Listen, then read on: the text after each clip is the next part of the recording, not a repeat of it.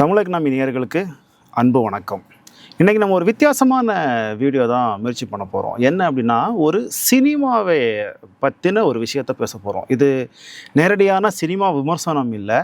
அந்த சினிமா சார்ந்து சமூகத்தில் இருக்கக்கூடிய ஒரு ஒரு ஒரு மிகப்பெரிய ஒரு விஷயம். நம்ம ஒவ்வொருத்தர்களுடைய தனிப்பட்ட முறையில் நடக்கக்கூடிய விஷயம், நம்ம குடும்பங்கள் சார்ந்து நடக்கக்கூடிய விஷயங்கள் எல்லாமே ஒரு சினிமாவோட பொருத்தி நம்ம சில விஷயங்கள் அலசி ஆராய போகிறோம். எப்பவும் போல் அது தமிழர் பொருளாதார நலன் சார்ந்த ஒரு வீடியோவாக தான் இந்த வீடியோவும் இருக்க போகுது. எஸ், நம்ம இன்றைக்கி பார்க்க போகிறது சமீபத்தில் வெளிவந்து நல்ல வெற்றிகரமாக போயிட்டு இருக்கக்கூடிய தாய்க்கிழவி திரைப்படத்தை ஒட்டின ஒரு உரையாடல் தான் நாங்கள் பண்ண போகிறோம். ஏன் இந்த சினிமா அப்படின்னா, இந்த சினிமாவில் சொல்லப்பட்டு மக்கள் மத்தியில் பெருவாரியாக கொண்டாடப்படுகிற ஒரு விஷயம் இருக்குது. அதோட இன்னொரு முகம் அப்படின்னு ஒன்று இருக்குது. அதையும் மக்களுக்கு எடுத்து சொல்லணும் அப்படிங்கிற ஒரு முயற்சியால் தான் நாங்கள் பேச போகிறோம். இன்றைக்கி நம்மளோட இணைஞ்சிருக்காரு பாலாசிங் அவர்கள். வணக்கம். வணக்கம். சொல்லுங்கள், தாய்க்கிழவி திரைப்படம் நீங்கள் பார்த்துருப்பீங்க. உங்களுடைய ஃபஸ்ட் இம்ப்ரெஷன் அதை மட்டும் சொல்லுங்கள், மற்றதெல்லாம் நம்ம பின்னாடி பேசிடலாம். முதல் அந்த அந்த புரிதல் எப்படி இருந்துச்சு அதை பார்க்கும்போது? நிதி சார்ந்து பேசியிருக்காங்க. பெண்களுடைய நிதி சுதந்திரத்தை பற்றி பேசியிருக்காங்க. அவங்க சொல்கிற ஒற்றை கருத்து என்னன்னா, பெண்கள் யாரையும் சார்ந்து இருக்கக்கூடாது. சூப்பர். தனிப்பட்ட முறையில் நிதி சுதந்திரம் அடையணும், அப்பதான் அவர்களுக்கு ஏற்ற இனிமையான வாழ்க்கை கிடைக்கும் அப்படிங்கிற கருத்தை ஆணித்தரமாக சொல்லியிருக்கு. ரொம்ப வரவேற்கப்பட வேண்டிய ஒரு கருத்து தான். அதில் உண்மையிலேயே பெண்கள் அந்த படத்தில் நிதி சுமை இல்லாமல் ஒரு தனக்கான பொருளாதாரத்தை தானே நிர்ணயிக்கக்கூடிய நிலைமையில காமிச்சிருக்காங்களா அந்த படத்தில்? கதாநாயகி ராதிகா அதுதான் நடத்தி காட்டியிருக்காரு அப்படின்னு சொல்லலாம். ஓகே, நான் ஒரு விஷயம் கேள்விப்பட்டேன். நான் அந்த படம் பார்க்கல, ஆனால் என்னை சுற்றி பார்த்தவங்களாம் என்ன சொல்கிறாங்க அப்படின்னா, அவங்கக்கிட்ட நிறைய பணம் இருக்கும், ஊர் முழுக்க வட்டிக்கு விடுவாங்க. அப்போது ஊரார் எல்லாரும் இந்த கிழவி சீக்கிரம் செத்து போயிடுச்சுன்னா இந்த வட்டி பணம்லாம் திருப்பி கொடுக்க வேண்டாம் அப்படின்னு ஒரு யோசனை அந்த ஊர் மக்களுக்கு இருக்கும். ஆனால் அதே நேரத்தில் அந்த தாய்க்கிழவி கதாபாத்திரத்தின் அந்த ராதிகா கதாபாத்திரத்துடைய பிள்ளைகள், ஆண் பிள்ளைகள் எல்லாருமே அம்மா சீக்கிரம் செத்துட்டா அம்மா கிட்ட இருக்கிற ஏதோ ஒன்று எனக்கு கிடைக்கும் அப்படிங்கிற மாதிரி ஒரு ஆசைப்படுவாங்க அப்படின்னு சொல்லி கேள்விப்பட்டேன். ஏன் இந்த ரெண்டு ஊர் மக்களுடைய ஆசையே புரிஞ்சிக்க முடியுது, மகன்களுக்கு ஏன் இப்படி ஒரு ஆசை? இது பார்த்தீங்கன்னா, நம்ம இதில் யாருமே தங்களுடைய சொத்துக்களை காலத்துக்கு எழுதி வைப்பது கிடையாது. ஓகே, யாருக்கு என்ன அப்படின்னு பாகப்பிரிவினை பண்றது கிடையாது. நான் படத்துல கூட சொல்லுவாங்களே, அப்பா நீ செத்து போனா உன் செருப்பு எனக்கா அப்படின்னு கேட்பாங்க. அது மாதிரிதான் கிட்டத்தட்ட என்னன்னா, நம்ம அது பெற்றோர்கள் பண்ணுகிற தப்பு அப்படின்னு சொல்லலாம், முன்னோர்கள் பண்ணுகிற தப்பு. ஏன்னா நம்ம எப்படி ஒரு உயிர் காப்பீடு டேர்ம் இன்சூரன்ஸை இன்னைக்கே எடுக்கணும் அப்படின்னு சொல்றோமோ, அதே மாதிரி நம்மளுடைய சொத்துக்களுக்கு உயில் இன்னைக்கு எழுதி வச்சிடணும். ஓகே, யாரு வாரிசு அப்படிங்கறத முடிவு செஞ்சிடணும். வாரிசு யாருக்கு என்ன போகணும் அப்படிங்கறத இன்னைக்கே எழுதி வச்சிடணும். ஆனா நம்ம தமிழ் சூழல்ல என்ன நடக்குது அப்படின்னா, தங்களுக்கு மரணமே வராது அப்படிங்கிற ஒரு எண்ணத்துல எல்லாருமே, நான் உட்பட சொல்றேன், நாம அதை எழுதி வைப்பதே கிடையாது. நான் இன்னும் வாழுவேன், இன்னொரு 50 வருஷம் வாழுவேன், இன்னொரு 40 வருஷம் வாழுவேன் அப்படின்னு சொல்லிட்டு காலம் தாழ்த்தி கொண்டே போகும்போது, அதுக்கு பின்பு வருகின்ற தலைமுறைக்கு இருக்கின்ற ஒரே வாய்ப்பு, முன்னாடி இருக்கிறவங்க போனா நல்லா இருக்குமே அப்படிங்கிற மாதிரி ஒரு இதுதான். அதைத்தான் இதுல காட்சிப்படுத்திருக்காங்க அப்படிங்கிறத நம்ம சொல்லலாம். நீங்க சொன்னீங்க, இப்ப எழுதி வைக்கிறது இல்லை, நான் இன்னும் நிறைய நாள் வாழுவேன், அதனால நான் அப்புறமா எழுதி வைக்கிறேன் அப்படின்னு நினைக்கிறாங்க சொன்னீங்க.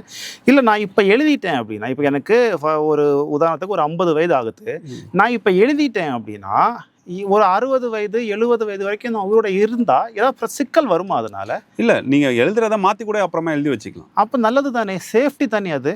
அப்புறம் ஏன் அந்த அந்த கம்ஃபர்ட் ஜோனுக்குள்ளே நம்ம மக்கள் வர மாட்டாங்க? ஒரு 50 வயது வரும்போதே பிள்ளைகளுக்கு எது யாருக்கு அப்படின்னு எழுதி வச்சிடலாமே. ஆமாம், வைக்கணும், அதுதான் சொல்கிறோம். ஆனால் நமக்கு அந்த புரிதலே வரமாட்டேங்குது. புரிதல் இல்லை, புரிதலே கிடையாது. இங்கே நமக்கு அந்த தெளிவு கிடையாது. வெளிநாட்டிலலாம் பார்த்தீங்கன்னா உடனே எழுதி வச்சிருவாங்க, 40 வயசு 45 வயசுல எழுதி வச்சிருவாங்க. நமக்கு அந்த தெளிவு கிடையாது. இது ஒரு கருத்தியெல்லாம் நம்ம பரப்பி கொண்டு போய் சேர்க்க வேண்டியதாக இருக்கு. இதில் 2 விஷயமும் இருக்கு. நம்ம எழுதி வச்சிடணும் அப்படின்னா எல்லாத்தையுமே கொடுத்துடணும் அவசியம் கிடையாது. உங்க காலம் வரைக்கும் அது உங்ககிட்ட தான் இருக்கணும். உங்க காலத்துக்கு அப்புறம் யாருக்கு என்ன போகணும் அப்படிங்கிறது தீர்மானமா இருக்கும். இது ஒரு பாயிண்ட் நம்பர் 1. 2வது எங்க சிக்கல் வருது அப்படின்னா, அவுட் லிவிங்.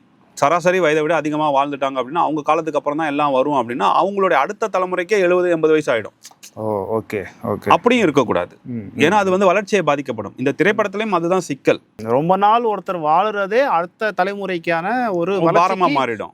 பாரமா மாறிடும். அதாவது இந்த மாதிரியான ஒரு செட்டப்ல இப்போ ஒரு சொத்து அப்படிங்கிறது வந்து நமக்கு 2 வகையா வரும். ஒண்ணு நம்ம பரம்பரை சொத்தா வரும், நமக்கு முன்னோர்கள் சேர்த்து வச்சிருப்பாங்க, அதுல நமக்கான உரிமை எதுவும் கிடையாது. இன்னொன்னு நாம சம்பாதிச்சுட்டு இருப்போம். இப்ப பரம்பரையா வர்ற சொத்தை வேற மாதிரி நம்ம அணுகணும், நாம சம்பாதிச்ச சொத்தை வேற மாதிரி அணுகணும். பரம்பரையா வர்ற சொத்துக்கள்லாம் வந்து நேரத்துக்கு அடுத்த தலைமுறைக்கு போய் சேர்ந்துடணும். அதே மாதிரி நாம சேர்த்து வச்ச சொத்துக்களும் அடுத்த தலைமுறைக்கு குறிப்பிட்ட இடைவெளியில போய் சேர்ந்துடணும்.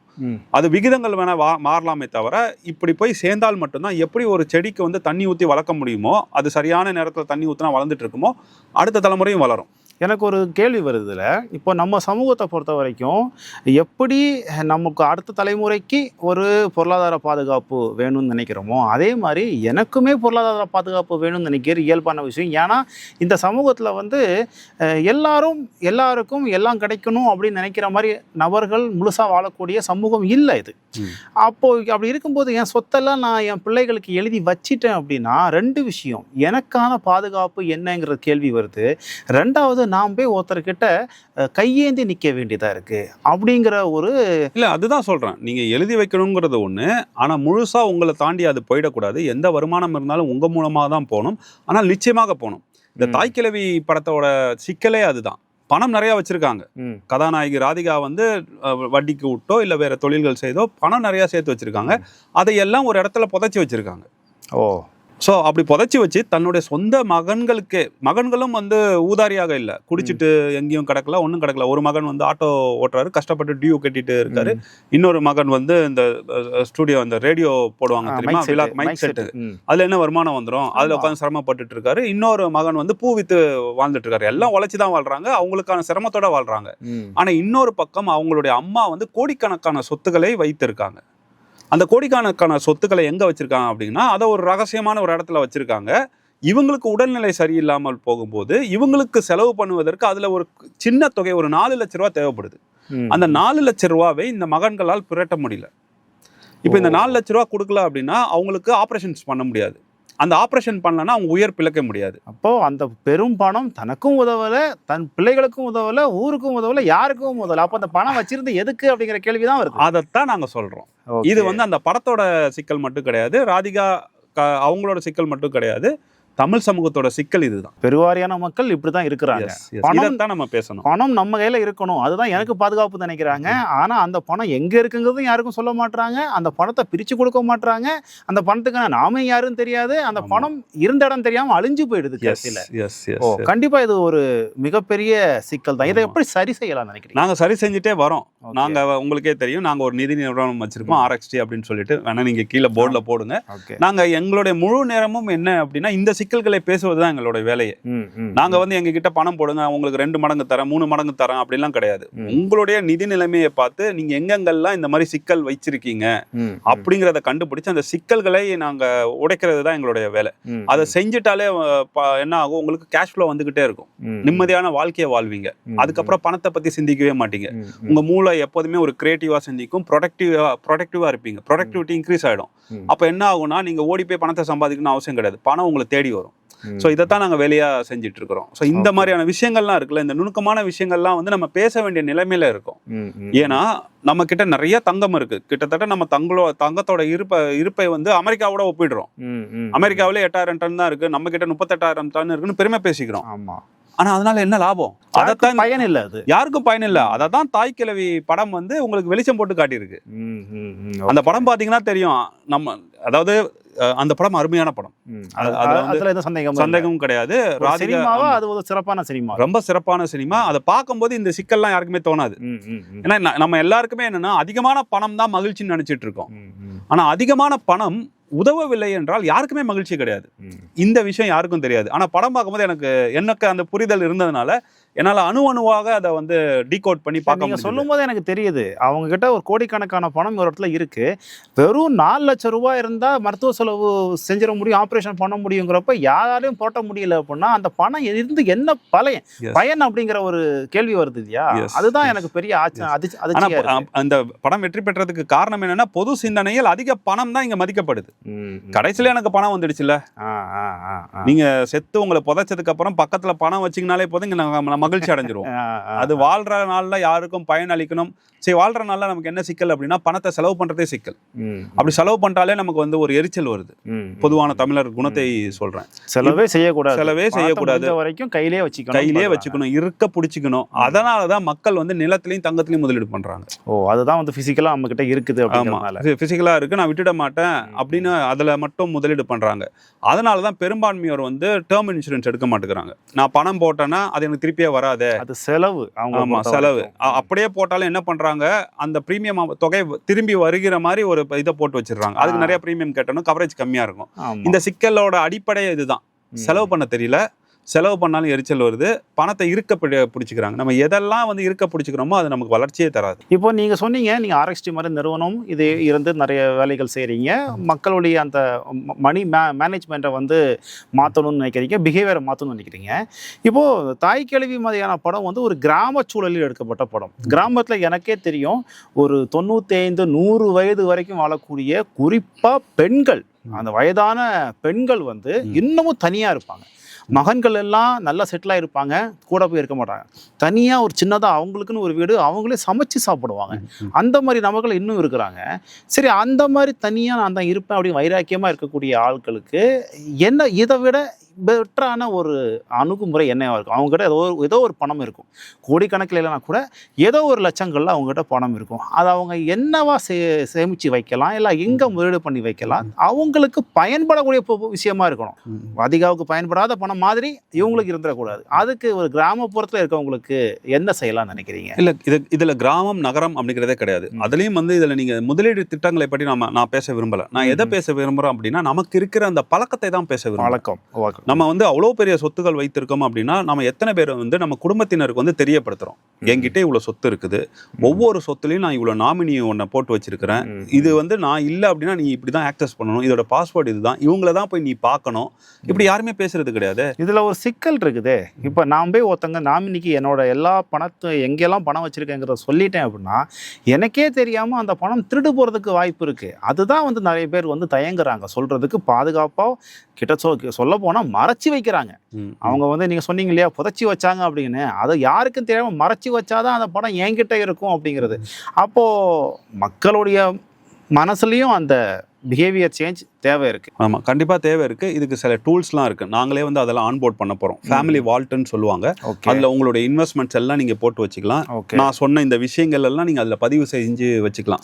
ஸோ நீங்கள் இருக்கின்ற காலம் வரைக்கும் அதை யாருமே எடுக்க வேண்டிய அவசியம் இல்லை. நீங்கள் இல்லாத போது அதை வந்து எடுத்து அவங்க பார்த்துக்கலாம். ஸோ சொல்யூஷன்ஸ் இருக்கு. ஆனால் நமக்கு வந்து பிஹேவியர் இதெல்லாம் நான் பண்ணணுமா, நான் என்ன நாளைக்கா செத்து போயிட போகிறேன், நீங்கள் வந்து ஒரு 80 வயசில் இருக்கிறவங்ககிட்டையும் போய் கேளுங்க, நான் எதுக்கு இப்போ கொடுக்கணும், நான் இன்னும் இருப்பேன், நான் சாகணும், நீ விரும்புறியா அப்படின்னு சொல்லி கேட்பாங்க.